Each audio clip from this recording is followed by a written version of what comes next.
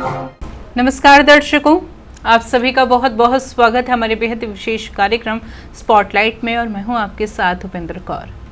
दर्शकों, इस भागती दौड़ती जिंदगी में इंसान इतना मतलबी होता जा रहा है कि वो अपने स्वार्थ के लिए प्रकृति को इतना प्रकोप दे रहा है कि आज हम सभी जानते हैं कि प्रकृति की स्थिति क्या हो गई है।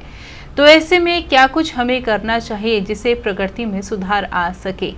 तो इस कार्यक्रम के माध्यम से आज हम इसी विषय पर चर्चा करेंगे और यह समस्त जानकारी हमें देने के लिए हमारे साथ हमारे बेहद ही खास मेहमान स्टूडियो में उपस्थित है। जी हाँ, हम बात कर रहे हैं ओमेगा संगठन के संयोजक रमेश खरबंदा जी की। तो आइए सबसे पहले उनका स्वागत कर लें। नमस्कार सर, बहुत बहुत स्वागत है आपका। नमस्कार जी। सर, जैसे कि हमारे दर्शकों को मैंने बताया कि आज हम प्रकृति को लेकर चर्चा करना चाहेंगे। हम जैसा कि देख ही रहे हैं कि बदलते समय के साथ साथ हम अपने स्वार्थ के लिए प्रकृति से बहुत ज़्यादा खिलवाड़ कर रहे हैं। तो ऐसे में आपसे मैं जानना चाहूँगी इस विषय पर मैं आपसे जानकारी प्राप्त करना चाहूँगी कि आप इस विषय पर क्या प्रकाश अपना देंगे। पहले मनुष्य उतरते खंड में रहता था, चढ़ते खंड में नहीं रहता था, पहाड़ों पर कम रहते थे। और अब जरा सी गर्मी लगी और चलो जी पहाड़ों पर, और वहाँ पर जितने भी ज़्यादा लोग जाएंगे वहाँ पर तपिश बढ़ेगी, प्रकृति के साथ छेड़छाड़ होगी ही होगी। हमें चाहिए कि सहज जीवन जीने के लिए, प्रकृति के अनुकूल जीने के लिए, अगर गर्मी आ गई है तो उसको बर्दाश्त करो, सर्दी आ गई तो उसे बर्दाश्त करो। शरीर को बर्दाश्त करने की क्षमता वाला शरीर बनाना चाहिए। लेकिन लोग अब कल पुर्जों का युग है, कल युग है, जैसा पलक झपक में हमें हर सुविधा चाहिए। मनुष्य सुविधाजनक रहना चाहता है, लेकिन उसे ये बिल्कुल एहसास नहीं हो रहा कि हम प्रकृति को कितना नुकसान दे रहे हैं। और प्रकृति का मतलब है 5 तत्वों से बनी प्रकृति, और उस आधार पर हम जितना नुकसान प्रकृति को दे रहे हैं वो प्रकृति उलट उनको नुकसान देगी। चाहे वो मौन अवस्था में हो, चाहे मौन अवस्था में हो, चाहे पलक झपकते अवस्था में हो, चाहे वो भूकंप के द्वारा हो, और चाहे वो सूर्य के द्वारा तपिश होगा जरूर, ये तो क्लियर है। और ये बात भविष्यवाणियों में भी कही गई है कि मनुष्य के द्वारा किए गए कर्मों का फल मनुष्य को भुगतना ही होगा।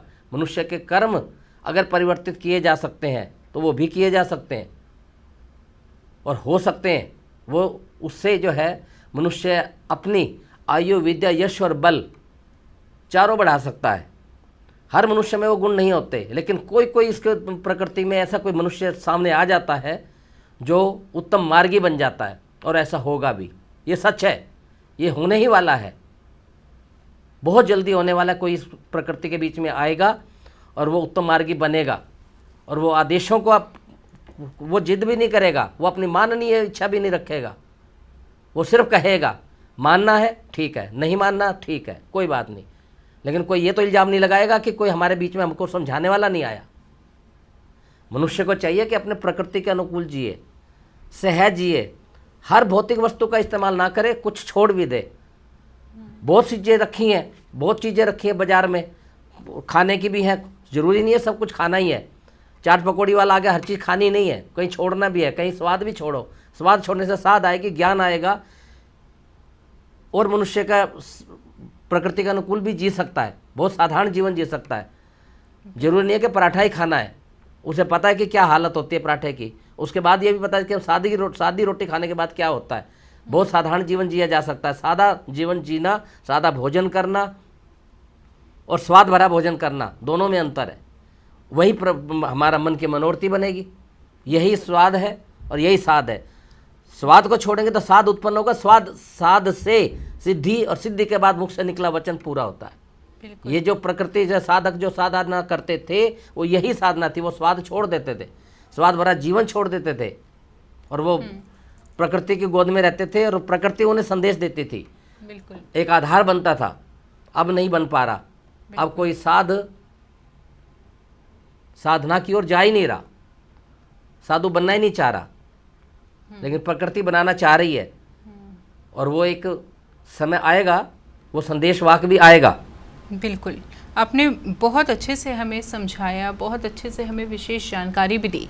लेकिन सर यहाँ पर एक सवाल मैं आपसे ये करना चाहूँगी, जैसे कि आपने बोला तपिश बढ़ रही है, उसका एक कारण ये भी है कि हम वृक्ष काट रहे हैं और लगातार काट रहे हैं। एक वृक्ष को बढ़ने में कितना टाइम लगता है ये हम सभी जानते हैं, लेकिन पल भर नहीं लगता उसे काटने में। तो ऐसे में जो है बहुत सारे दुष्परिणाम देखने को मिलते हैं। इस बारे में मैं आपसे और जानना चाहूँगी। इस कलयुग में सुविधाजनक बात भी बहुत बनी है, जैसे कि अब गैस सिलेंडर बना, नहीं तो उसकी जगह पर हमें हर बात उपले और लकड़ जलानी पड़ती थी। ऐसा नहीं कि कलयुग खराब है, ये वर्तमान जो कलयुग चल रहा है इसमें सुविधाजनक जीवन जिया जा रहा है, लेकिन सुविधाओं के साथ साथ हम प्रकृति के साथ जो जड़ है वृक्ष, जो कि हम जीवनदायी वायु प्राप्त करते हैं, उतना ही अच्छा मस्तिष्क काम करता है जितना भी हम शुद्ध वायु को प्राप्त करेंगे। हमारी सांसें अच्छी होंगी, प्राणायाम अवस्था होगा, मन और प्राण एक होगा और चिंतन शक्ति बढ़ेगी, अच्छी मनोवृत्ति आएगी और उसके बाद अच्छे कर्म होंगे। लेकिन मनुष्य उस विषय की ओर देख ही नहीं रहा, उन्हें बस नित्य प्रति उठना है और अपना कर्म करना है। कर्म तो हो रहा है, कर्म सभी कर रहे हैं, लेकिन कर्म कौन सा करना है और कौन सा छोड़ना है ये ज्ञान नहीं है किसी को। आधार है वृक्षों को न काटें, आधार है सहज जीवन जिए। हो सके जहाँ पर वाहन का प्रयोग करना है, जहाँ पर तपिश बढ़ेगी, और जितने वाहन बढ़ रहे हैं तपिश बढ़ रही है, और तपिश को रोकने के लिए कोई नियमावली है ही नहीं। वाहनों का धरती आकाश और पाताल तीनों अवस्थाओं में वाहनों का बढ़ोतरी हो रही है। पहले एरोप्लेन नहीं थे, उसकी तपिश कम थी। समुद्र में वाहन कम थे, उसकी तपिश कम थी। भारत की धरती पर 1947 के बाद वाहन थे ही नहीं, जो पेट्रोल और डीजल से चलने वाले थे। उसके बाद मनुष्य ने तरक्की करने की कोशिश की, तो तरक्की तो ऐसे ही वही परिणाम सामने है। आप अपने वाहन को 20 किलोमीटर जाने के लिए 2.5 घंटे लगाते हैं, पहले ऐसा नहीं था, वो तो बैलगाड़ी की तरह फेर हो गए। तो सवाल है जल्दी जाने की इच्छा, लेकिन नहीं हो पा रही। उतना ही प्रकृति तपिश दे रही है, और ये तपिश प्रकृति को नुकसान दे रही है। यही तपिश फिर हिमालय को नुकसान दे रही है, यही तपिश रशिया को नुकसान दे रही है, यही तपिश और तपिश होने वाले जो देश हैं उनको नुकसान दे रही है। और वही अपनी इच्छा करने के लिए दुबई लगा लो, चाहे उसने अप्राकृतिक रूप से पानी की प्राप्ति चाहिए और उन्होंने अप्राकृतिक रूप से पानी बरसा भी, और वो इतना ज़्यादा बरस गया कि अप्राकृतिक हो गया, जितनी की चाह भी नहीं थी डबल हो गया, वो सब डूब गया। तो उस प्रकृति के साथ हम कर रहे हैं खिलवाड़, तो प्रकृति अपना तो जवाब देगी।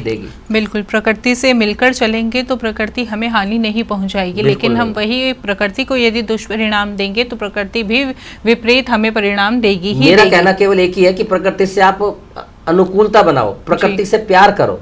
प्रकृति, आप सुबह उठते ही प्रकृति से अगर हल्का सा भी बात करोगे ना, तो तुम्हें हल्का सा जवाब जरूर देगी। आप रात को सोने से पहले एक बार प्रकृति को कह दो, हे प्रकृति हमें सहज जीवन दे, तो सुबह सुबह उठते ही तुम्हें अच्छा सा संदेश मिलेगा। ऐसा लगेगा वाह क्या जीवन है, कुछ अच्छा हो सकता है या कुछ हम अच्छा कर सकते हैं, क्योंकि इन 2 हाथों ने ही तो ये महल बनाए हैं। और आने वाले समय में इन्हीं 2 हाथों के महलों के, इन्हीं 2 हाथों ने ही महलों को तोड़ना है। एक दूसरे के ऊपर आग से भरे गोले फेंक कर, परमाणु बम फेंक कर, बस प्रकृति फिर नॉर्मल हो जाएगी। बिल्कुल। तो या नहीं, ऐसा भी हो सकता है कि हम इस युद्ध नीति को छोड़कर प्रकृति के अनुकूल जीकर आयु विद्या यश और बल, आयु विद्या यश और बल चारों चीजों को हम आगे बढ़ा सकते हैं। हम मरने को होते हैं, दवाई लेकर के ठीक होने की कोशिश करते हैं और हम ठीक हो जाते हैं। नहीं लेंगे तो वो बीमारी चलती रहेगी। चाहे किसी को टीबी हो जाए, अगर बीमारी की दवाई नहीं लेंगे तो वो बहुत जल्दी निकल जाएगा, और कुछ समय तक उसकी दवाई का उपयोग किया, जीने की चाह रखी, तो हम और आगे जी सकते हैं। अभी भी बाइबल में कहा है कि 9/9/1999 की उसकी आखिरी तारीख थी। आखिर कुछ तो उसे पहले हो ही गया ना, कि जिसके कारण प्रकृति की आयु बढ़ गई। 14वीं सदी पूर्व कहा गया कि बिल्कुल बवंडर आएगा, बहुत कुछ होगा, अप्राकृतिक होगा। वो हो रहा है, वो किनारे पर है। मगर कुछ ऐसा भी हो रहा है कि कोई घमासान ऐसा हो रहा है कि कोई रोके हुआ है, कोई है जरूर। हमें विश्वास करना चाहिए बिल्कुल कि प्रकृति को वो प्रार्थना कर रहा है। कोई क्या, इस पूरी भारत की धरती पर तो बहुत है ऐसे तपस्वी जो निरंतर प्रार्थना कर रहे हैं, हे सर्वशक्तिमान, हे जगत के पालनहार, हाजर नाजर निरंजन निराकार ज्योति स्वरूपा, इस धरती को सहज जीवन दो।